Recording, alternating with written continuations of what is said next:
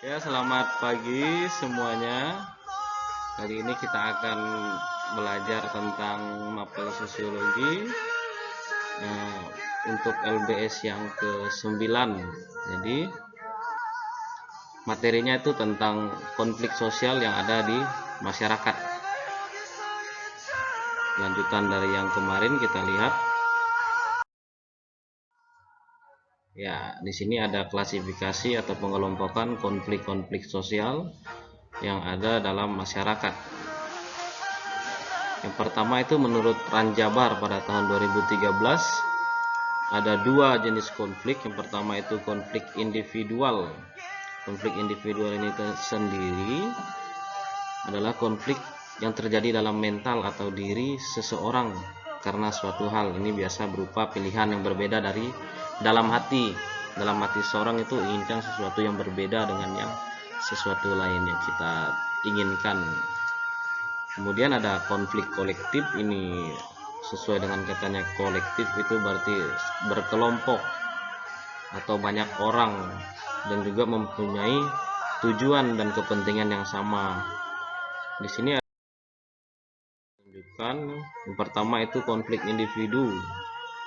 Ya, seseorang seperti ini yang memikirkan apa yang ada dalam hatinya,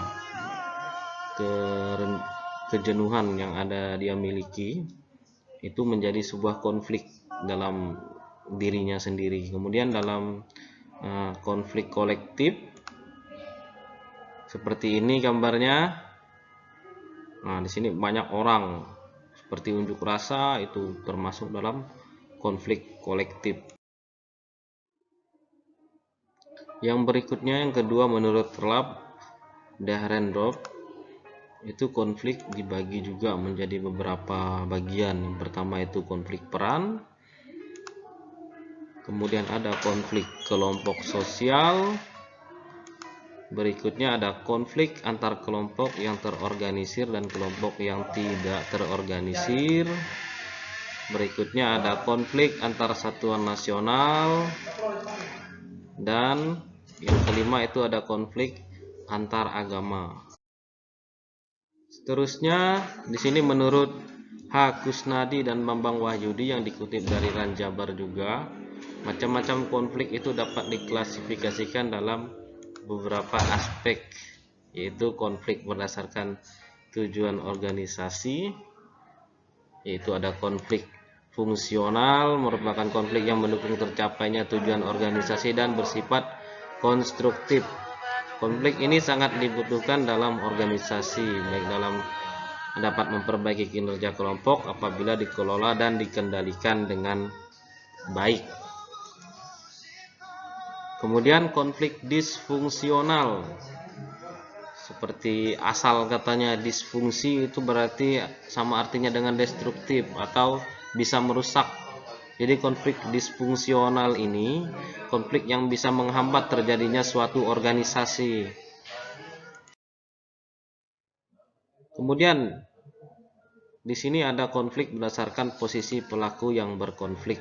Itu ada konflik vertikal, konflik antar satu pihak dengan pihak lain dalam suatu struktur organisasi yang mempunyai derajat kedudukan yang tidak sama. Vertikal itu berarti ada atas, ada bawah. Jadi seperti kalau kita gambar itu seperti ini garisnya. Garis vertikal itu garisnya yang menurun. Jadi ada yang posisinya di atas, ada yang di bawah. Jadi ada kedudukan yang tidak sama.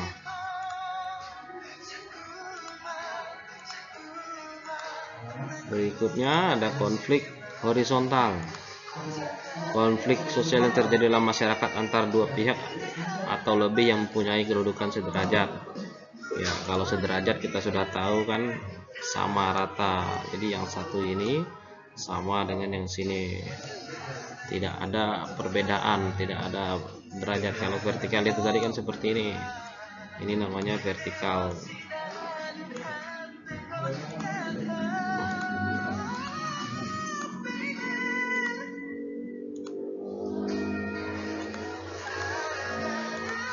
Berikutnya ada konflik diagonal. Ini yang ketiga, menurut Jabar itu tadi. konflik diagonal ini berarti garisnya itu berbeda. Konflik diagonal ini yang biasa ada pertentangan.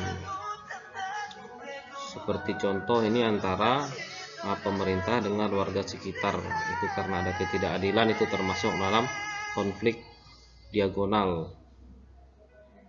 Jadi materi kita hanya sampai di sini. Berikutnya, daring berikutnya kita akan membahas konflik berdasarkan sifat pelaku yang berkonflik, kemudian konflik berdasarkan waktu, ada konflik berdasarkan pengendalian, dan konflik berdasarkan sistematika konflik.